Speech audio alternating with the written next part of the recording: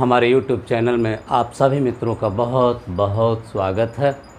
आज हम लोग अफ्रीका की नदियाँ के साथ साथ थोड़ा झीलों का भी हम लोग अध्ययन करेंगे। तो इधर हमने झीलों को लिख रखा है, आप देख रहे होंगे। उत्तर में जो है ये भूमध्य सागर, मेडिटेरेनियन सी। इधर जो है मैंने अपने लिखने के लिए नाम नहीं लिखा है, लेकिन ये आपका अटलांटिक महासागर और ये आपका हिंद महासागर। बाकी जो है कुछ अफ्रीका के कुछ देशों को मैंने बना रखा है जो कि आवश्यकता है। आज इधर की आवश्यकता नहीं थी, इसलिए इधर के देशों को मैंने नहीं बनाया। जैसा कि देख रहे होंगे, ये इजिप्ट यानी मिस्र है, सूडान है, दक्षिण सूडान है, इथियोपिया है, सोमालिया है, केन्या है, युगांडा है, तंजानिया है, जाम्बिया है, और ये जो है कांगो रिपब्लिक है, Angola, Namibia, South Africa, Botswana, Zimbabwe और मोज़ाम्बिक, और ये मेडागास्कर। ठीक, इधर गिनिया, माली, नाइजर और नाइजीरिया। ये रेड कलर के जो आप देख रहे हैं, ये जो है आपके झीलें हैं। और ध्यान दीजिएगा, ये झीलें लगभग एक रो में हैं और यहाँ से लेकर इस तरह से जो है ये भ्रंश है। अभी इसको हम लोग समझते हैं। अब देखिए, जैसे मैंने यहाँ लिखा है नासिर झील। नासिर झील मिस्र में है। जैसे कि आप यहाँ से एक ये विक्टोरिया झील है, विक्टोरिया झील से एक नदी जाती है और ये नदी सूडान होते हुए नासिर झील होते हुए, और ये जो है इसी को हम लोग कहते हैं नील नदी। नासिर झील जो है नील नदी पर है। नासिर झील के उत्तर में यहाँ पर आसवान बांध है। नासिर झील के उत्तर में यहाँ पर आसवान बांध है। ठीक है, तो ये हो गई नासिर झील। टाना झील, टाना झील इथियोपिया में। देखिए ये इथियोपिया में ये टाना झील है। आपसे पूछा जाता है कि टाना झील किस देश में है, तो इथियोपिया में है। और टाना झील से ही एक नदी निकलती है। इस नदी का नाम है ब्लू नील। ठीक है, इस नदी का नाम है ब्लू नील। तो टाना झील इथियोपिया में है और इससे ब्लू नील निकलती है। ब्लू नील नील की सहायक नदी है। इसको आगे और समझते हैं हम लोग। विक्टोरिया झील, तीसरा नंबर पर विक्टोरिया झील। ये देखिए, ये विक्टोरिया झील है।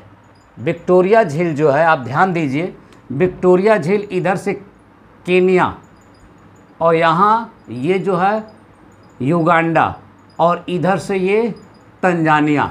यानी जो विक्टोरिया झील है, देखिए विक्टोरिया झील तंजानिया, केन्या और युगांडा के मध्य स्थित है। तंजानिया, केन्या और युगांडा के मध्य स्थित है। ध्यान से, यहाँ भी युगांडा, केन्या और तंजानिया के मध्य विक्टोरिया झील। विक्टोरिया झील जो है भूमध्य रेखा पर है। ध्यान से देखिए, प्रश्न पूछता है कि भूमध्य रेखा पर कौन सा झील है, तो विक्टोरिया झील भूमध्य रेखा पर है। और विक्टोरिया झील अफ्रीका महाद्वीप की सबसे बड़ी झील है। विक्टोरिया झील अफ्रीका महाद्वीप की सबसे बड़ी झील है। ठीक है, तो ये तो बात हो गई विक्टोरिया झील की, जो कि तंजानिया, केन्या और युगांडा, ठीक है, तंजानिया, केन्या और युगांडा की सीमा पर स्थित है, जो अफ्रीका की सबसे बड़ी झील है। ठीक है, और मीठे पानी की झील है और ये भूमध्य रेखा पर स्थित है और इसी झील से नील नदी निकलती है। ये हो गई बात विक्टोरिया झील की। यहाँ एक तो है ये तुर्कान झील है। देखिए यहाँ लिखे होंगे तुर्कान झील, केन्या में। पूछता है तुर्कान झील कहाँ स्थित है, तो केन्या में स्थित है। अफ्रीका के केन्या में कौन सा झील है, तुर्कान झील। तो यहाँ लिखा हुआ है केन्या में। उसके बाद देखिए अल्बर्ट झील है। यहाँ देखिए अल्बर्ट, ठीक है, ये युगांडा और ये कांगो गणराज्य देश है, दोनों के बीच में जो है यहाँ पर एक अल्बर्ट छोटी सी झील है। जो पूछ लिया जाता है कभी कभी, अल्बर्ट झील कहाँ है, तो अफ्रीका में है। किन दो देशों के मध्य है, तो कांगो रिपब्लिक और युगांडा के मध्य स्थित है। उसके बाद देखिए अब आते हैं मलावी झील। मलावी झील यहाँ देख लेते हैं ज़रा। जो मलावी झील है वो 3 देशों के मध्य है, ठीक है। ये है मलावी झील। तो देखिए इधर मोजाम्बिक और इधर तंजानिया, और ये जो देख रहे हैं यहाँ हमने छोटा सा है देश, इसका मैं इसमें नाम नहीं लिख पाया हूँ, ये दिख रहा होगा आपको, मलावी देश है वो कौन सा देश है? मलावी देश है।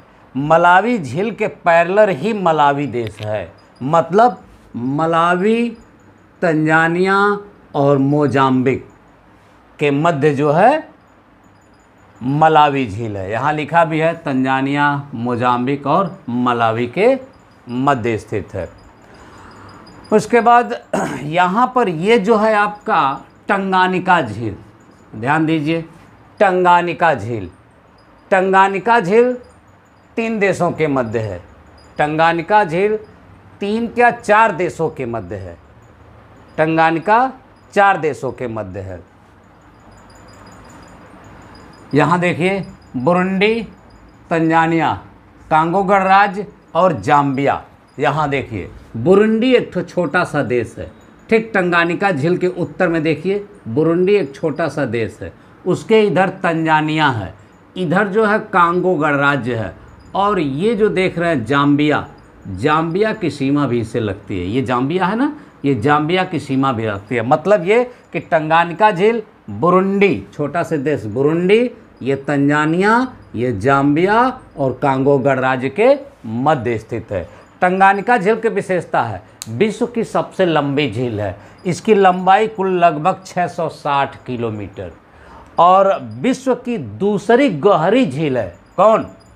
टंगानिका विश्व की दूसरी गहरी झील है। विश्व की सबसे गहरी झील आपका एशिया में बैकाल झील है, और उसके बाद दूसरी विश्व की गहरी झील आपकी ये टंगानिका है, ठीक है। तो मुझे उम्मीद है कि आप समझ गए होंगे, विश्व की दूसरी गहरी झील टंगानिका है, और विश्व की सबसे लंबी झील टंगानिका है, और ये 4 देशों के मध्य स्थित है, बुरुंडी, तंजानिया, कांगो गणराज्य और जाम्बिया, ठीक है। ये है बुरुंडी, ये कांगो गणराज्य, और ये तंजानिया और ये जाम्बिया, 4 देशों के मध्य है। तो इस प्रकार हम लोग जो है झीलों की एक चर्चा हल्के वेब में कर लिया हम लोगों ने।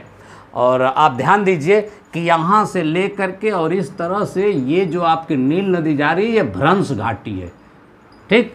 और आप ये भी ध्यान दीजिएगा कि सभी झीलों की लंबाई उत्तर दक्षिण लगभग पाई जाती हैं, ठीक है। मतलब ये सब भ्रंश घाटी में स्थित झीलें भी हैं, और ये भ्रंश घाटी में ही आपकी नील नदी भी बहती है। तो हो गई ये बात झीलों की। अब आते हैं हम लोग थोड़ा नदियों की चर्चा कर लेते हैं। तो देखिए सबसे पहले हम लोग नील नदी पर आते हैं। नील नदी,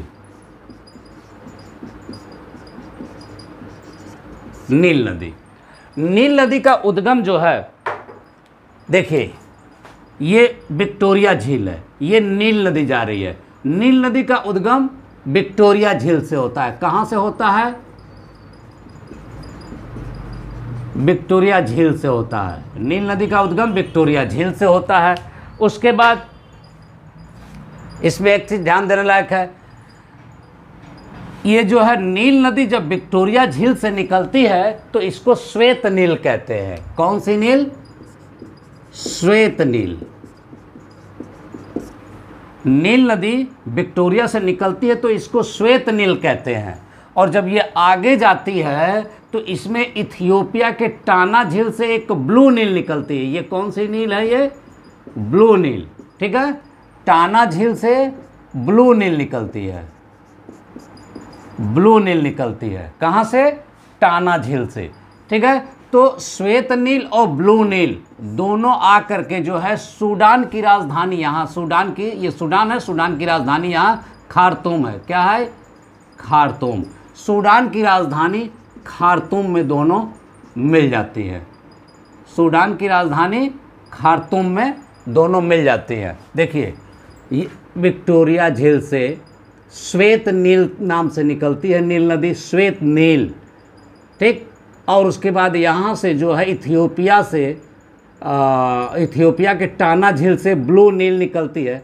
सूडान की राजधानी खार्तूम में दोनों नदियां मिल जाती है, यानी श्वेत नील और ब्लू नील। यहाँ से इसका नाम पड़ जाता है नील नदी। और नील नदी अब आगे बढ़ती है तो ये मिस्र देश होते हुए भूमध्य सागर में गिर जाती है, जहाँ पर एक अच्छा सा बंदरगाह है, सिकंदरिया बंदरगाह। इसको कहते हैं सिकंदरिया बंदरगाह है। तो ये चीज़ आप समझ गए। यानी नील नदी विक्टोरिया झील से निकलती है। विक्टोरिया झील से निकलती है वो श्वेत नील के नाम से निकलती है, लेकिन इथियोपिया से जो है ब्लू नील निकलती है। किससे? टाना झील से। ये टाना झील से निकलती है। दोनों आकर के सूडान की राजधानी खार्तूम में मिलकर नील नदी का निर्माण करती है। अब आते हैं आगे बात। देखिए पूछता है कि नील नदी कितने राज्यों कितने देशों से होकर जाती है। तो देखिए नील नदी के इस छोर पर आपका युगांडा है। युगांडा के आगे जो है आपका साउथ यानी दक्षिणी सूडान, उसके बाद सूडान और उसके बाद इजिप्ट यानी मिस्र, यानी 4 देशों से होकर जाती है। यानी नील नदी आपका जो है युगांडा से चलती है तो दक्षिणी सूडान, और दक्षिणी सूडान के बाद फिर जो है सूडान जाती है। सूडान के बाद फिर जो है मिस्र जाती है। यानी ये 4 देशों से हो करके नील नदी जा करके भूमध्य सागर में गिर जाती है। ठीक। एक चीज दूसरी बात, मिस्र की राजधानी काहिरा नील नदी के तट पर है। सूडान की राजधानी खार्तूम नील नदी के तट पर है। दक्षिण सूडान की राजधानी जुबा, दक्षिण सूडान की राजधानी जुबा नील नदी के तट पर है। युगांडा की राजधानी कंपाला, लेकिन कंपाला नील नदी के तट पर नहीं है। ठीक है, बल्कि युगांडा का एक प्रमुख शहर है, ठीक है, जिंजी, जो कि नील नदी के तट पर है। ठीक, तो मतलब मुख्य रूप से सिर्फ इतना ध्यान दीजिए कि दक्षिणी सूडान की राजधानी और मिस्र की राजधानी नील नदी के तट पर है। नील नदी एक भ्रंश घाटी में बहती है। नील नदी एक भ्रंश घाटी यानी ये दरार घाटी है। भ्रंश घाटी का मतलब जैसे वहाँ का स्थान जो है इस तरह से, मान लीजिए ये यहाँ से और यहाँ से दोनों टूट गया और ये नीचे चला गया, तो ये पोर्शन जो है इसे नीचे हो गया, ये गायब हो गया। ठीक, तो अब बताइए ये भ्रंश कहलाएगा। तो नील नदी इसी को कहते हैं हम लोग भ्रंश। नील नदी एक भ्रंश घाटी से होकर के बहती है।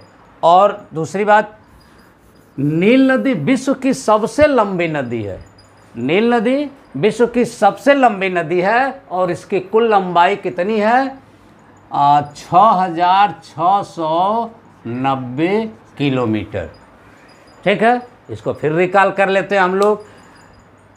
नील नदी विक्टोरिया झील से निकलती है। नील नदी विश्व की सबसे लंबी नदी है जो 6690 किलोमीटर है। नील नदी भ्रंश घाटी में बहती है। नील नदी विक्टोरिया से निकलती है तो श्वेत नील के नाम से निकलती है।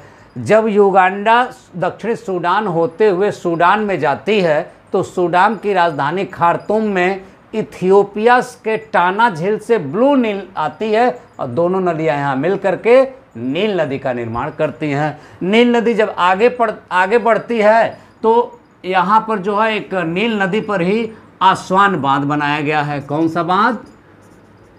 आसवान बांध बनाया गया है। ये आसवान बांध बनाया गया है यहाँ पर। ये आसवान बांध के दक्षिण में पानी काफ़ी इकट्ठा हो जाता है तो उसी का नाम है नासिर झील। ठीक, और मिस्र की राजधानी काहिरा नील नदी के तट पर है। सूडान की राजधानी खार्तूम नील नदी के तट पर है और दक्षिणी सूडान की राजधानी जुबा नील नदी के तट पर है। उम्मीद है कि आपको अच्छी तरह से ये समझ में आ गया होगा और आपने नोट भी कर लिया होगा। अब आते हैं हम लोग यहाँ पर कांगो गणराज्य एक देश है, ठीक है, जिसके मध्य से होकर लगभग मध्य से होकर भूमध्य रेखा गुजरती है। कांगो गणराज्य में थोड़ा आप ध्यान से देखिएगा। कांगो गणराज्य में यहाँ कांगो गणराज्य का ये जो दक्षिण वाला हिस्सा है, ये हमने लिखा है ना कांगो गणराज्य, ठीक है। तो कांगो गणराज्य अब थोड़ा सा मिटाते हैं अपनी सुविधा के लिए, आपको स्पष्ट दिखाई नहीं देगा इसलिए इसको हटा देते हैं। बस आप इतना जानते रहिए कि कांगो गणराज्य यहाँ से यहाँ तक है, यहाँ तक चलाया। तो कांगो गणराज्य का जो दक्षिणी वाला इलाका है इसी को हम लोग कहते हैं कटंगा का पठार। कौन सा पठार बेटा? कटंगा का पठार।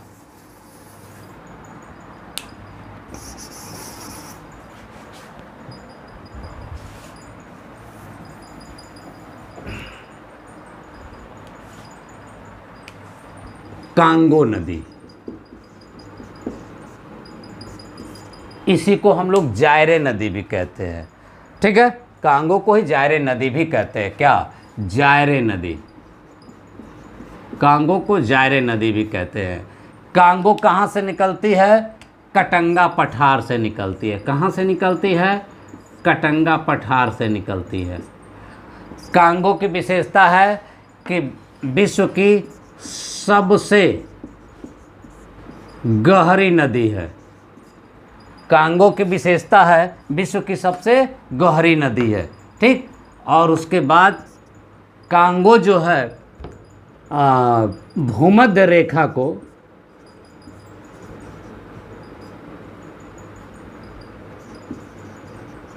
दो बार काटती है। कांगो जो है भूमध्य रेखा को दो बार काटते हैं। वो कैसे, जरा यहाँ हम लोग देख लेते हैं चित्र पर।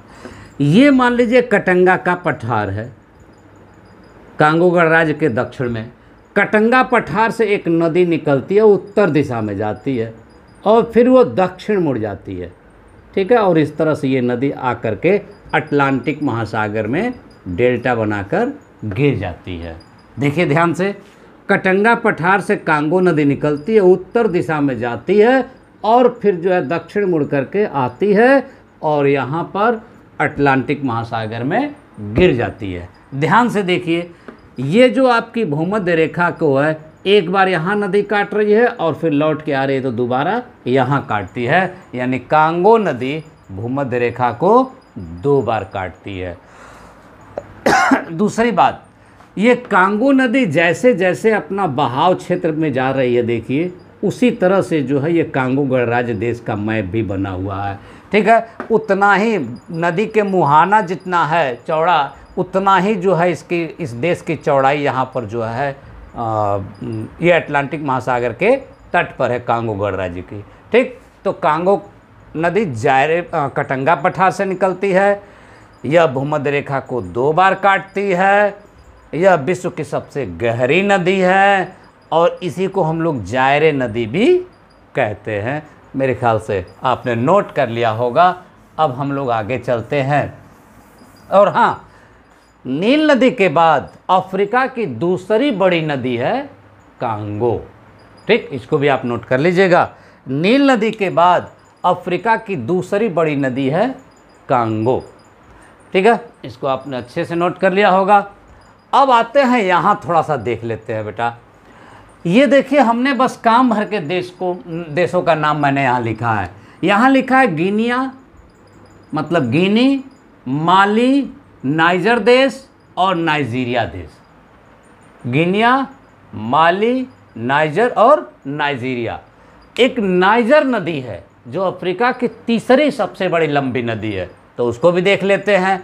नाइजर नदी आपके गिनी से निकलती है, माली होते हुए, देखिए नाइजर होते हुए नाइजीरिया में प्रवेश करती है और उसके बाद यहाँ अपना डेल्टा बनाती है और अटलांटिक महासागर में गिर जाती है, ठीक। जहाँ गिरती है इसको गिनी की खाड़ी भी कहते हैं, ठीक है। लेकिन ऑप्शन में अक्सर जो है अटलांटिक महासागर ही आता है, इसको आप ध्यान दीजिएगा। ध्यान दीजिए, नाइजर 4 देशों से होकर गुजर रही है।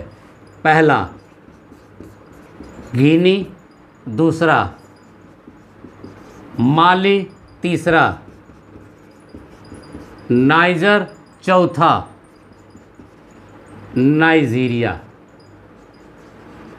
ठीक। यानी 4 देशों से होकर नाइजर नदी गुजरती है, ठीक। नाइजर नदी को हम लोग आयल रिवर भी कहते हैं, नाइजर नदी को आयल रिवर भी कहते हैं।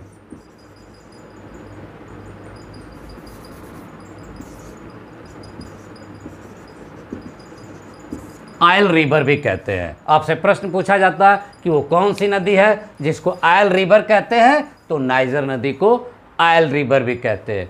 दूसरा, नाइजीरिया का जो नाइजर नदी का बेल्ट है, यहाँ से तेल खूब निकाला जाता है।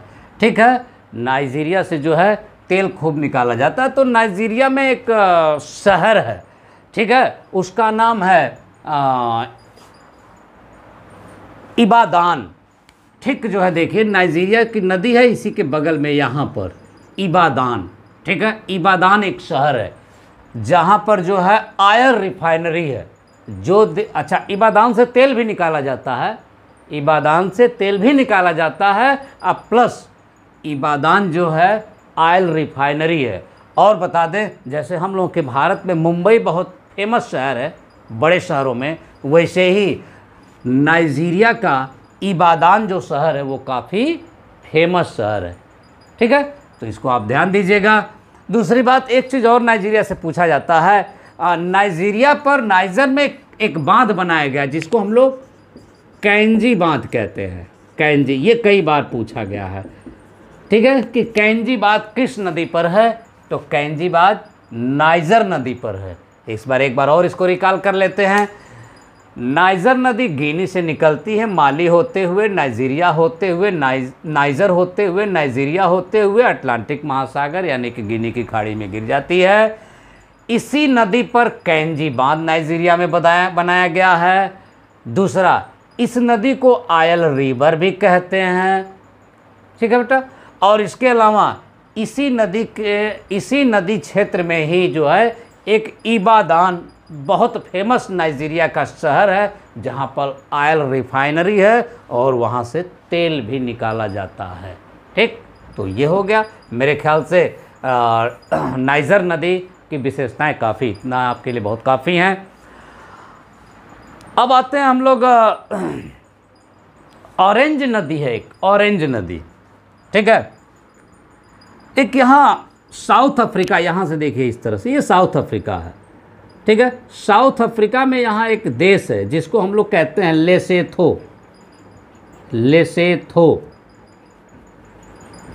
ठीक है, तो अफ्रीका और लेसेथो, साउथ अफ्रीका और लेसेथो दोनों को मिला करके जो है यहाँ पर एक पहाड़ी है। ठीक है बेटा, यहाँ एक पहाड़ी है इस तरह से। ठीक, इस पहाड़ी को कहते हैं डेकेंसबर्ग। क्या कहते हैं? डेकेंसबर्ग। ठीक, यानी लेसेथो के डेकेंसबर्ग पहाड़ी से एक नदी आती है जिसका नाम है ऑरेंज नदी, और वो पूरी तरह से साउथ अफ्रीका में ही बहती है और आके अटलांटिक महासागर में गिर जाती है। ठीक है, और बता दें आपसे कि जो ऑरेंज नदी है, ऑरेंज नदी, ऑरेंज रिवर, ठीक है ना, ऑरेंज नदी साउथ अफ्रीका देश की सबसे लंबी नदी है। ठीक है, तो ये हो गई भाई ऑरेंज नदी। ऑरेंज नदी के बाद हम लोग देखते हैं लिम्पोपो नदी। ये भी फेमस है, इसकी भी चर्चा हो जानी चाहिए। लिम्पोपो नदी साउथ अफ्रीका से ही निकलती है। ठीक, देखिए साउथ अफ्रीका से, यहाँ से निकलती है साउथ अफ्रीका से, और ये बोत्सवाना देख रहे हैं, बोत्सवाना होते हुए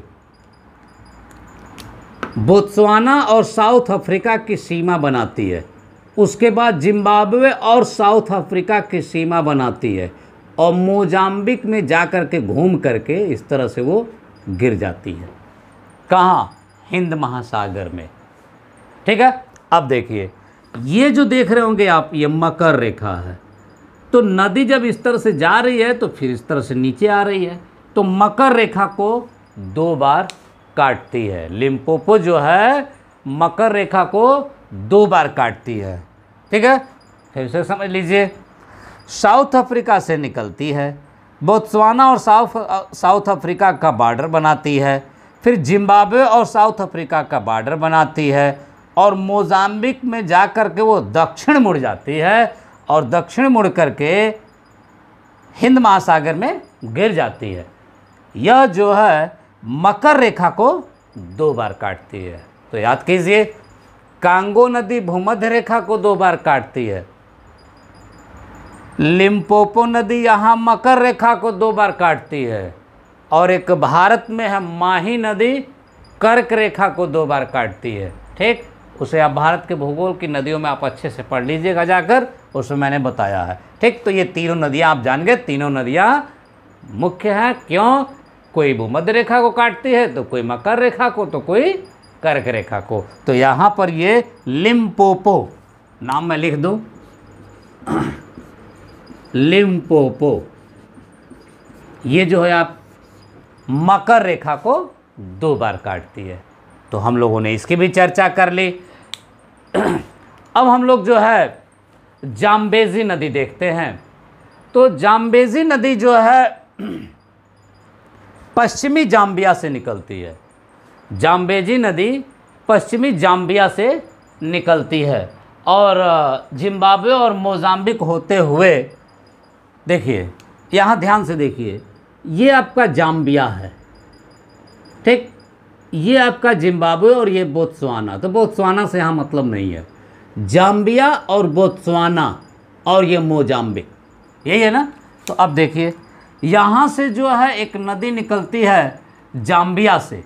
ठीक है, अब इसको थोड़ा सा हटा लेते हैं, अच्छा से ध्यान से देखिएगा। ये जाम्बिया से निकली और ये जिम्बाब्वे और जाम्बिया की सीमा पर पहुँच गई।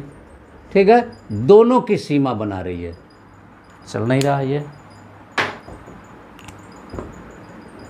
देखिए ये दोनों की सीमा बना रही है। ठीक, जाम्बिया से निकलती है, जाम्बिया और जिम्बाब्वे की सीमा बनाती है, और मोजाम्बिक में जा कर के हिंद महासागर में वो गिर जाती है। कहाँ गिर जाती है? हिंद महासागर में गिर जाती है। ठीक है, लेकिन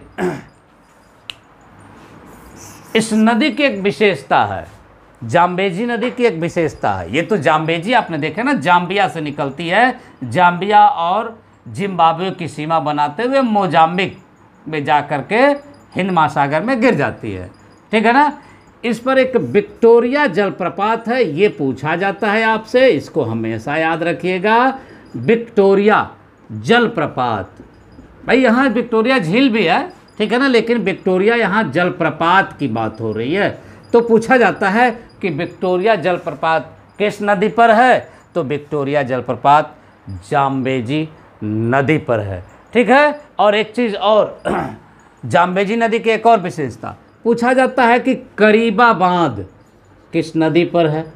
ठीक है, करीबा बांध किस नदी पर है? तो करीबा बांध आपके जो है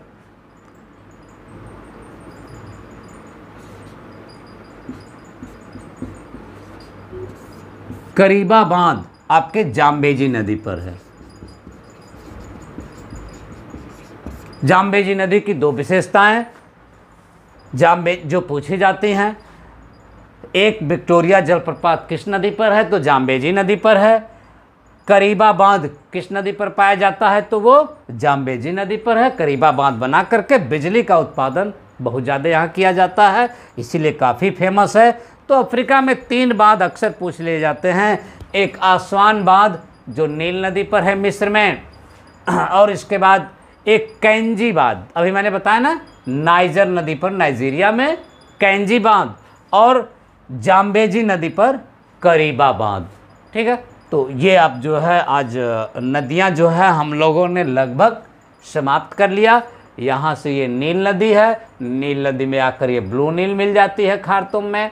उसके बाद ये जो है आपका जो है नाइजर नदी मैंने आपको बता दिया, कांगो नदी मैंने आपको बता दिया, उसके बाद ये जाम्बेजी नदी मैंने आपको बता दिया, उसके बाद ये लिम्पोपो नदी की भी चर्चा हो गई जो मकर रेखा को 2 बार काटती है, और एक छोटी सी नदी है ऑरेंज नदी जो कि साउथ अफ्रीका में लेसेथो के डेकेंसबर्ग पर्वत से निकलती है और साउथ अफ्रीका में बहते हुए अटलांटिक महासागर में गिर जाती है। लेकिन इसकी विशेषता है कि यह साउथ अफ्रीका की सबसे लंबी नदी है, इसलिए इसकी भी चर्चा करना यहाँ ज़रूरी था। और इधर मैं बताना भूल गया, ये मेडागास्कर है, ठीक है। यहाँ से जो है भारत का जो है, हम लोगों का जो है इंडियन प्लेट टूट करके उत्तर पूर्व में बढ़ते हुए आगे गया, तो तिब्बत के पठार से, यानी एशिया के तिब्बत के पठार से टकराया, तो हम लोगों का आज ये बना जहाँ हम लोग हैं, पूरा बेस बन गया भारत का। तो वो यहाँ से टूटा, यहाँ से जो है ये मेडागास्कर टूटा जो इधर जा रहा है। ध्यान दीजिए, अगर मेडागास्कर को ठेल करके अगर इसमें सटाना चाहें तो एकदम सेम आ करके इसमें बैठ जाएगा। खैर, इसकी चर्चा हम लोग प्लेट टेक्टोनिक थ्योरी में करेंगे। तो आज हमने अफ्रीका की मुख्य नदियों को और कुछ मुख्य झीलों को मैंने आपको बताया। मुझे उम्मीद है कि आपको बहुत पसंद आया होगा। सो प्लीज़ हमारे चैनल को आप अधिक से अधिक सब्सक्राइब करें, शेयर करें। धन्यवाद।